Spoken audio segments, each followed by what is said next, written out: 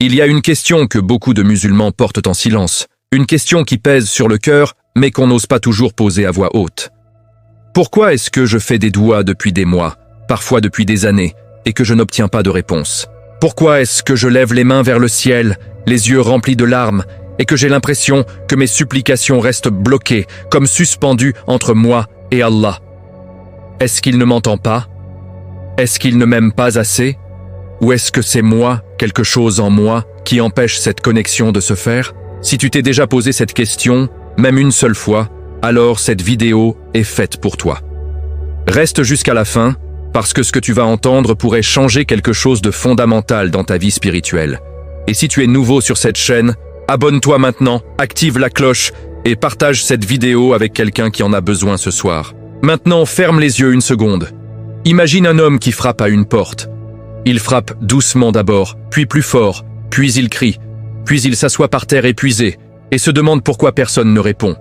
Mais et si la porte était ouverte depuis le début et que c'est lui qui tenait quelque chose dans sa main qui l'empêchait d'entrer sans le savoir? C'est exactement ce que nous allons explorer aujourd'hui. Non pas pour te culpabiliser, non pas pour te faire sentir petit ou indigne, mais pour t'ouvrir les yeux sur quelque chose que la majorité d'entre nous ne voit pas parce que personne ne nous l'a jamais expliqué avec cette clarté. Allah, exalté soit-il, nous dit dans le Coran quelque chose de bouleversant. Il nous dit qu'il est proche de nous, plus proche que nous ne l'imaginons. Dans la sourate Al-Baqarah, au verset 186, Allah dit, et je traduis le sens, « Lorsque mes serviteurs t'interrogent sur moi, dis-leur que je suis proche. Je réponds à l'appel de celui qui m'appelle lorsqu'il m'appelle. » Il dit qu'il répond, pas qu'il va peut-être répondre, pas qu'il répond parfois. Il dit qu'il répond. Alors pourquoi est-ce que tant d'entre nous ressentent ce silence? La réponse est là, et elle est à la fois simple et profonde. Commence par comprendre une chose essentielle. Le doua n'est pas une transaction. Ce n'est pas un distributeur automatique où tu entres ta prière et tu attends le résultat.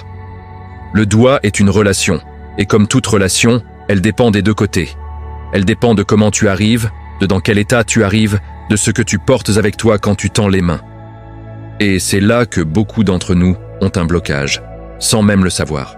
Le premier blocage est celui que presque personne ne veut regarder en face, parce qu'il touche à quelque chose de très concret dans notre quotidien.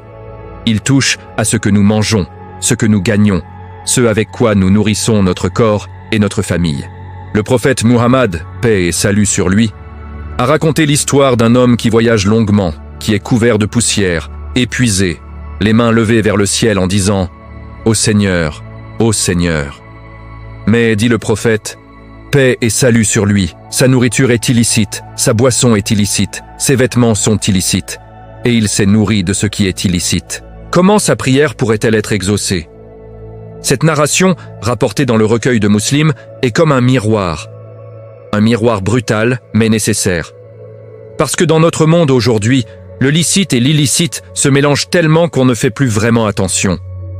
On ne se pose plus la question de l'origine de l'argent qu'on dépense. On ne pense plus à vérifier si ce qu'on consomme, pas seulement la nourriture, mais aussi l'argent, les intérêts bancaires, certains revenus, est vraiment pur aux yeux d'Allah. Et pendant ce temps-là, on continue de faire des douas et de se demander pourquoi elles ne passent pas. C'est comme vouloir appeler quelqu'un avec un téléphone dont la batterie est à 0. L'intention est là, l'effort est là, mais la connexion ne peut pas se faire. Alors la première question à se poser honnêtement, profondément, pas pour les autres, mais pour soi-même, c'est: est-ce que ce qui nourrit ma vie aujourd'hui est pur? Est-ce que l'argent que je gagne, que je dépense, que j'utilise pour ma famille est exempt de ce qu'Allah a interdit? Ce n'est pas un jugement, c'est une invitation à regarder. Mais le blocage ne s'arrête pas là, parce qu'il y en a un autre, encore plus subtil, encore plus profond. Et celui-là touche à l'état de notre cœur au moment précis où nous supplions. Combien d'entre nous font leur doua en pilote automatique? On lève les mains, on murmure des mots, on les dit même en arabe parfois sans vraiment en comprendre le sens, et notre esprit est ailleurs. On pense à ce qu'on va manger après, à la notification qui vient d'arriver sur le téléphone, à ce que l'autre a dit ce matin. Et au fond de nous, il y a une petite voix qui doute. Une petite voix qui dit « De toute façon, ça ne marchera pas. Allah, exalté soit-il, nous a appris à travers son prophète, paix et salut sur lui, d'invoquer Allah en étant certain qu'il va répondre. Certain, pas espérant vaguement, certain. Parce que le doua sans certitude, c'est comme planter une graine dans un sol sec et ne jamais l'arroser, puis s'étonner qu'elle ne pousse pas. La certitude dans le doua, c'est une forme d'adoration en elle-même. C'est dire à Allah, je te fais confiance, je sais que tu entends, je sais que tu peux, et je sais que tu vas répondre d'une manière ou d'une autre, même si ce n'est pas exactement ce que j'imaginais, même si ce n'est pas au moment que j'avais prévu. Et c'est là que quelque chose de magnifique entre en jeu, quelque chose que beaucoup de gens ignorent sur le fonctionnement du doua. Allah répond toujours, mais il répond de 3 façons. Soit il t'accorde exactement ce que tu as demandé, soit il détourne de toi un mal que tu n'aurais pas pu voir venir, soit il garde pour toi une récompense dans l'au-delà, infiniment plus grande que ce que tu avais demandé ici-bas. Quand tu comprends cela vraiment, pas intellectuellement, mais dans ton cœur, ta façon de faire le doua change complètement. Tu ne supplies plus avec désespoir, tu supplies avec confiance. Et cette confiance, cette certitude, déverrouille quelque chose dans ta relation avec Allah. Mais continuons, parce que le 3e blocage est peut-être le plus douloureux à regarder en face. Il s'appelle le péché accumulé. Non pas pour te faire peur, non pas pour t'écraser sous un poids de culpabilité, mais pour que tu comprennes quelque chose de fondamental. Chaque péché que nous commettons et que nous ne regrettons pas, chaque faute que nous répétons sans demander pardon, crée une sorte de voile. Un voile entre nous et Allah. Ce voile n'est pas permanent, il peut être levé à tout moment, mais tant qu'il est là, il assombrit la connexion. Il ne la coupe pas entièrement, parce qu'Allah ne se détourne jamais de ses serviteurs, mais il la rend moins fluide, moins lumineuse. C'est comme essayer de regarder le soleil à travers un tissu de plus en plus épais. La lumière existe toujours, mais tu ne la ressens plus avec la même intensité. Le remède à ce blocage est l'un des plus beaux cadeaux qu'Allah nous ait donné. Il s'appelle le repentir, l'istighfar. Revenir vers Allah avec sincérité, reconnaître ce qu'on a fait, le regretter dans son cœur et décider de faire mieux. Allah dit dans le Coran, dans la sourate Az-Zumar, verset 53, dit « Ô mes serviteurs qui avez commis des excès à votre propre détriment, ne désespérez pas de la miséricorde d'Allah, car Allah pardonne tous les péchés. Il est le tout pardonnant, le très miséricordieux. » Tous les péchés. Allah ne dit pas certains péchés, il dit tous les péchés. Et tu sais ce qui est encore plus bouleversant dans ce verset? Il s'adresse à ceux qui ont péché, qui ont transgressé. Pas aux parfaits, pas aux saints. À ceux qui se sont perdus, qui se sont éloignés, qui ont fait des choses dont ils ont honte. C'est à eux qu'Allah parle directement et qu'il dit « Ne désespère pas de ma miséricorde ». Alors si tu portes quelque chose de lourd ce soir, si tu te souviens d'une faute ancienne ou récente qui te pèse, sache que la porte du repentir est ouverte en ce moment même. Elle ne se ferme pas. Elle ne se ferme que lors du dernier souffle. Tant que tu vis, tu peux revenir. Et quand tu reviens, quand tu fais l'istighfar avec sincérité, ce voile se lève. Et tes douas retrouvent à leur chemin. Mais parlons maintenant d'un autre blocage, celui-là invisible, parce qu'il se cache derrière une apparence de piété. C'est le blocage des relations humaines abîmées. Les droits que nous devons aux autres et que nous n'avons pas honorés. L'argent que nous devons et que nous n'avons pas rendu. La personne que nous avons blessée et à qui nous n'avons pas demandé pardon. Le lien familial que nous avons rompu et que nous n'avons pas réparé. Le prophète Muhammad, paix et salut sur lui, nous a appris que les droits des êtres humains entre eux sont pris très au sérieux par Allah. Une prière peut être suspendue, non pas parce qu'Allah ne veut pas y répondre, mais parce qu'il y a une injustice quelque part dans ta vie que tu n'as pas réglée. Ce n'est pas une punition, c'est une invitation à regarder autour de toi. Est-ce qu'il y a quelqu'un à qui tu dois des excuses? Est-ce qu'il y a quelqu'un que tu as lésé, même involontairement? Est-ce qu'il y a une relation que tu as laissé mourir par orgueil, par blessure, par silence? Le cœur qui porte des rancœurs contre les autres a du mal à s'ouvrir pleinement vers Allah. Non pas parce qu'Allah le rejette, mais parce que ce cœur lui-même est encombré. Il n'a plus assez d'espace pour accueillir la lumière. Il y a une phrase magnifique qui dit que le pardon que nous accordons aux autres déverrouille quelque chose en nous. Quand tu pardonnes à quelqu'un qui t'a fait du mal, tu ne le libères pas seulement lui. Tu te libères toi-même. Tu libères ton propre cœur. Et un cœur libre, un cœur léger, un cœur qui n'est plus alourdi par la haine ou la rancœur. C'est un cœur dont le doua monte vers Allah sans obstacle. Maintenant, arrêtons-nous sur quelque chose que personne ne dit jamais dans ces discussions sur le doua. Quelque chose que j'ai envie de te dire avec douceur, mais avec clarté. Parfois, le blocage n'est pas dans ce que tu fais de mal. Parfois, il est dans ce que tu n'as pas encore compris sur comment Allah fonctionne. Nous vivons dans une époque de rapidité. Tout doit aller vite. On commande quelque chose en ligne et on veut le recevoir le lendemain. On n'envoie qu'un message et on attend une réponse en quelques secondes. Et on a transposé cette logique au doigt. On supplie Allah aujourd'hui et on veut le résultat cette semaine. Mais Allah n'est pas soumis à notre calendrier. Allah est as-Sabour, le patient. Et il attend de nous que nous soyons patients aussi.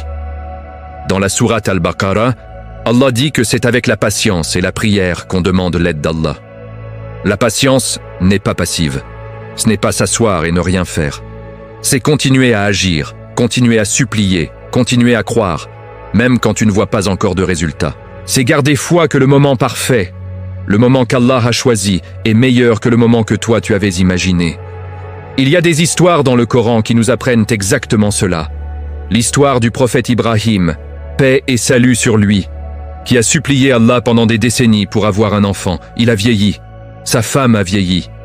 Et la réponse est venue, pas dans le timing humain, dans le timing divin. Et cet enfant, Ismaël, paix et salut sur lui, est devenu l'un des prophètes les plus honorés. Si Ibrahim avait abandonné son doua après quelques années en se disant que ça ne marchait pas, il n'aurait jamais vécu cette grâce. Alors si tu attends depuis longtemps une réponse à une prière qui te tient à cœur, sache que l'attente ne signifie pas le refus. L'attente peut signifier que ce qu'Allah prépare pour toi est tellement grand, tellement parfait, qu'il lui faut plus de temps pour l'assembler. Et pendant cette attente, chaque doua que tu fais, chaque nuit que tu passes à supplier, chaque larme que tu verses pour Allah, rien de tout cela n'est perdu. Rien. Allah est Al-Alim, l'omniscient. Il sait, il voit, il comptabilise. Et maintenant, parlons de quelque chose d'essentiel, la façon dont tu fais ton doua.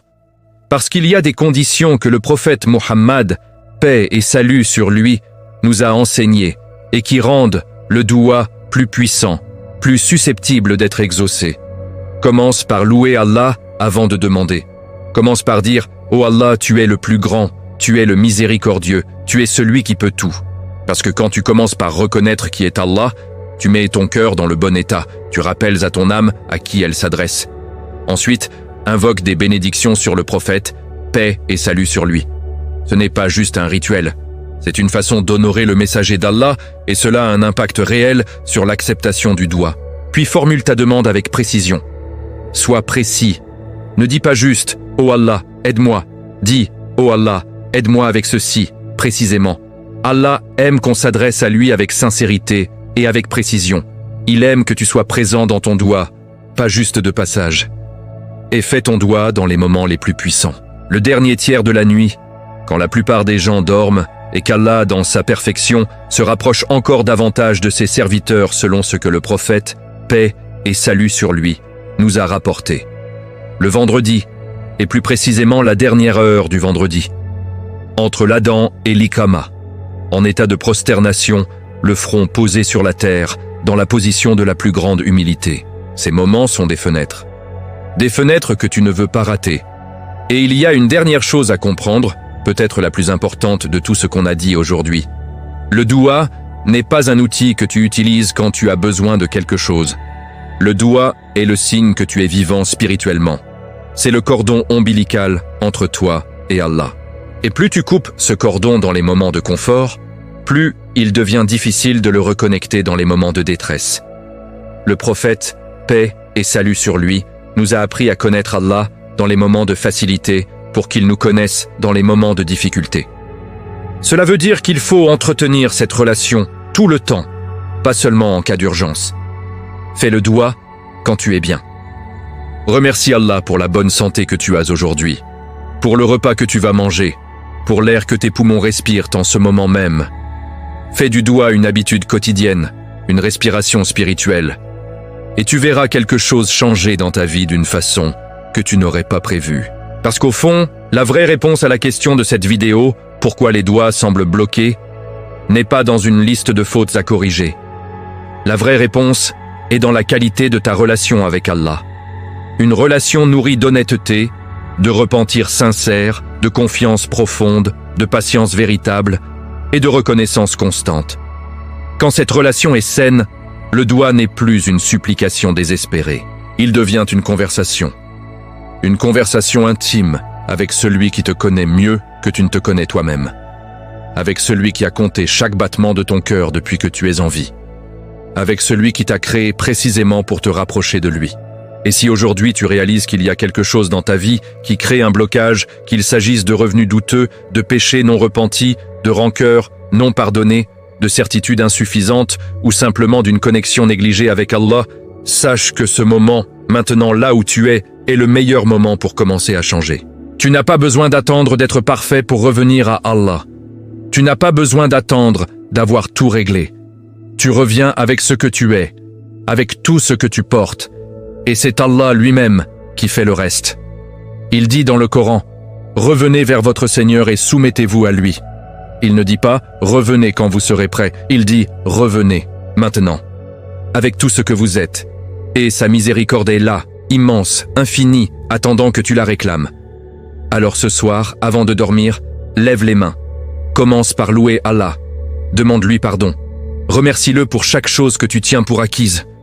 Puis, demande ce que tu as dans le cœur, avec la certitude qu'il entend, qu'il voit, et qu'il va répondre, pas peut-être. Certainement. Si cette vidéo a touché quelque chose en toi, partage-la maintenant avec quelqu'un qui cherche des réponses à cette même question. Laisse un commentaire pour me dire ce qui a le plus résonné en toi. Mets un like pour soutenir ce travail. Et abonne-toi pour ne manquer aucun de ces rappels qui sont faits pour toi, pour ton cœur, pour ta relation avec Allah. Qu'Allah nous accorde la sincérité dans nos supplications, qu'il purifie nos cœurs, qu'il accepte nos doigts et qu'il nous rapproche de lui chaque jour un peu plus. Amin.